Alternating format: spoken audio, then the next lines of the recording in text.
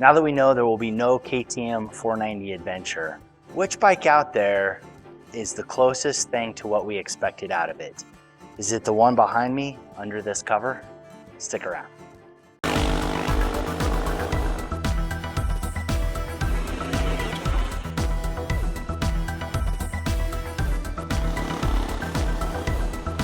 Hey, how's it going? Welcome to my channel. If you haven't done it yet, do that thing down below.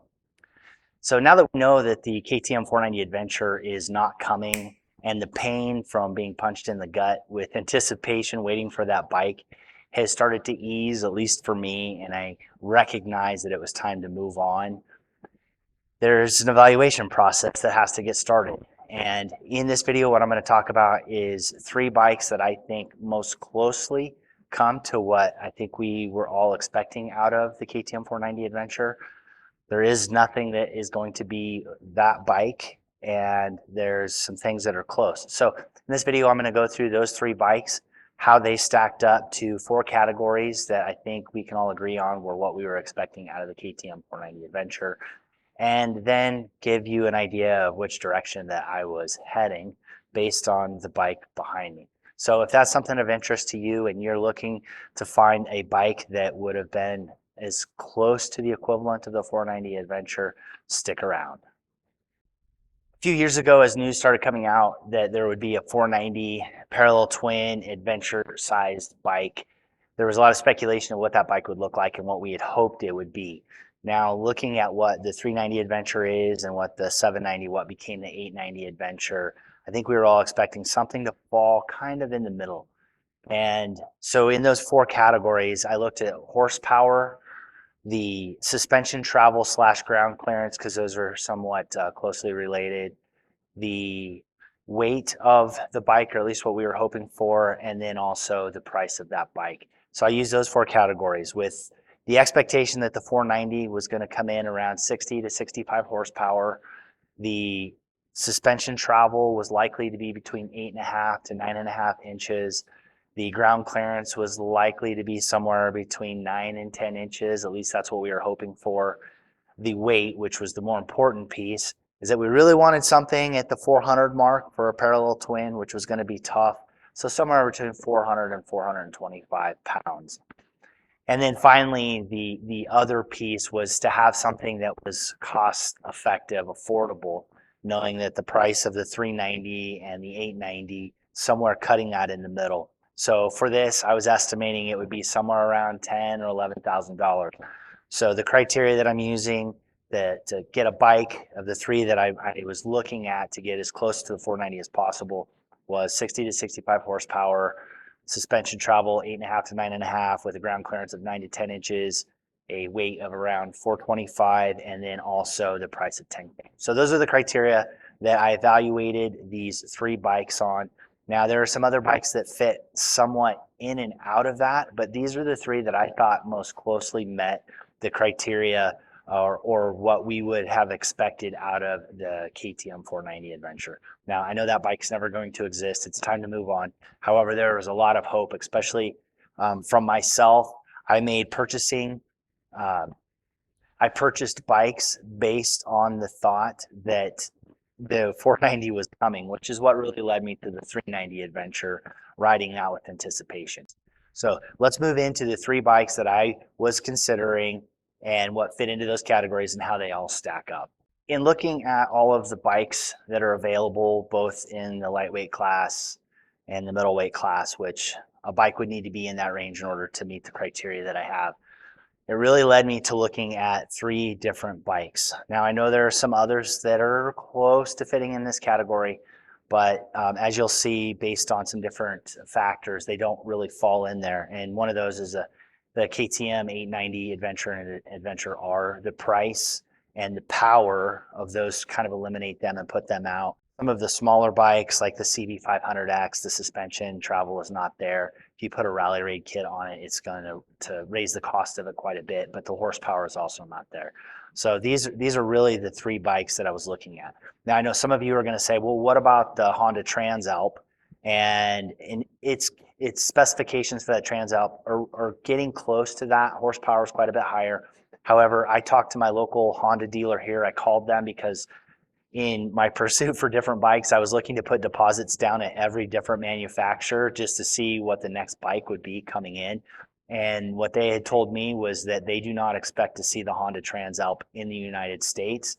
More specifically, they said that was only going to be a European bike. I don't think that's accurate, but I do think that the Transalp will be in Europe for this year, 2023. We will likely not see it until 2024, which is very similar to what Honda did with the Africa Twin. So with that in mind, the three bikes that I think closest match to what we were expecting out of the 490 is the Aprilla Tuareg 660, the KTM 690 Enduro, and the Yamaha Tenere 700. Now, I will tell you as we go through these categories, not all of them fit what we were expecting, but it's as close as we can possibly get. We will walk through each of those categories and talk about how each of these bikes fits in there. All right, starting with horsepower, all three of these bikes are very, very similar. The Aprilla Tuareg is around 80 horsepower. The KTM 690 is around 74 horsepower. And the Yamaha Tenere is also 74 horsepower. Now that's more than what we were expecting on the 490 Adventure. However, I don't think it's so significantly more that it falls outside of that category. And that's one of the things that I was looking at was my experience on the smaller bike is I really don't need something with 100 plus horsepower. I don't go out and do a lot of silly stuff. I'm not a speed demon. I just need something that will get me around cars, things like that. So those all three kind of fell within the horsepower that I would be looking for. The next piece that we were looking at was suspension travel with the expectation of being between 8.5 and 9.5 inches.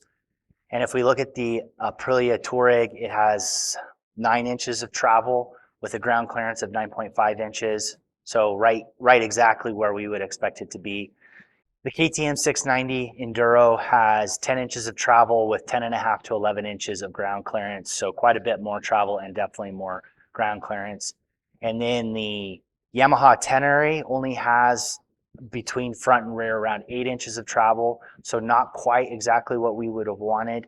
However, it does have the 9.5 inches of ground clearance. So it is close to being about there for ground clearance. Suspension travel is a little bit less than we had expected. However, with that being said, we know a lot of people have done a lot of things with these bikes. And from a suspension standpoint, that amount of travel seems to be fairly adequate for the riding that's done. But it does not check the box as being as close to that 490 Adventure that we were looking for.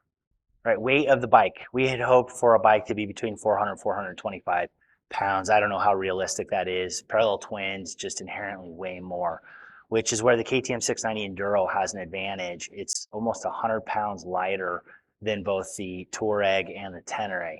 Now, it is a single cylinder. There's some trade-offs there. That bike is very off-road oriented, maybe not as great for on-road. So you do have that weight advantage, but it's not going to have the same handling characteristics that you would have out parallel twin. Now with the Aprilia and also the Yamaha, they are both weighing around the same 452 pounds. So it's about 10% heavier than what we were hoping for.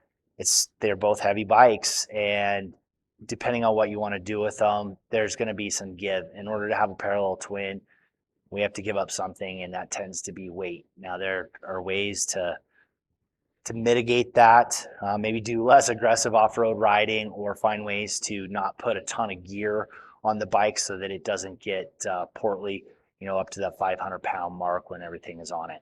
So the Enduro, the KTM 690 Enduro definitely meets that weight criteria. However, to set that up for more touring, travel, long distance, you got to put a windscreen, maybe a tower on it, so then you're starting to add weight. So that's one of the downsides of that bike. However, the weight fits within that category. All right, and the final category that gets us to a bike that is as close to what we were expecting is the price. Now, I think, at least I was hoping that a 490 Adventure would come in around $10,000. Doesn't exist, so we really don't know. However, with these three bikes, there are definitely some price differences.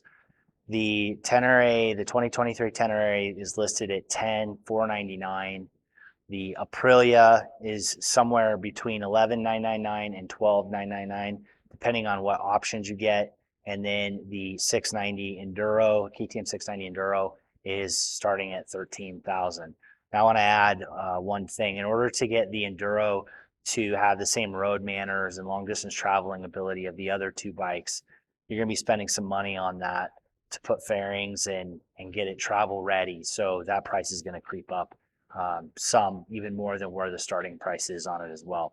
So none of these bikes really fit that price category, so it makes it really hard to say that any of these are direct replacements for what we were hoping out of this other bike. So now the decision would be, is it worth spending a little bit more money on the Aprilla because there's some more features that I didn't talk about? Or do you want something that's more agricultural, like the Tenere, that's very bare bones basic? And then there might be the Enduro, the 690 Enduro, that has more performance off-road, is more capable in those conditions, has a very well-known engine, and has a lot of capability. Those are all things that you have to ask yourself. Now, I know another really big issue with these bikes is availability. Right now, I'm spending about 80% of my time on the East Coast, about 20% of my time out in the Rocky Mountain region. So I needed to replace the bike that was out here. And I had to call a bunch of different places, put deposits down. And one of the dealers, after putting a deposit down, called me back and said that they had found a bike somewhere else and had brought it in for me. So completely unexpected. I didn't think I would be able to replace my R1200GS until end of summer, midsummer, even maybe have to wait for the 2024s to come in. So some of my decision making was based on availability after looking at the criteria on all three of those bikes. I think the only thing left to do is to wrap up this video. So thanks for watching. If you have any thoughts on these three bikes, whether or not they actually fit in this category and would be the direct replacement, leave that in the comments below. If you have other suggestions that you think would be a better replacement for what we thought was coming out of the KTM 490 Adventure, please leave that in the comments below as well. I just kind of evaluated everything from there and made a decision on this bike here. So thanks for watching. If you made it to the end, I really appreciate it. Get out, do some riding, ride safe, and I will see you out there. All right. Let's take a look at what's under here.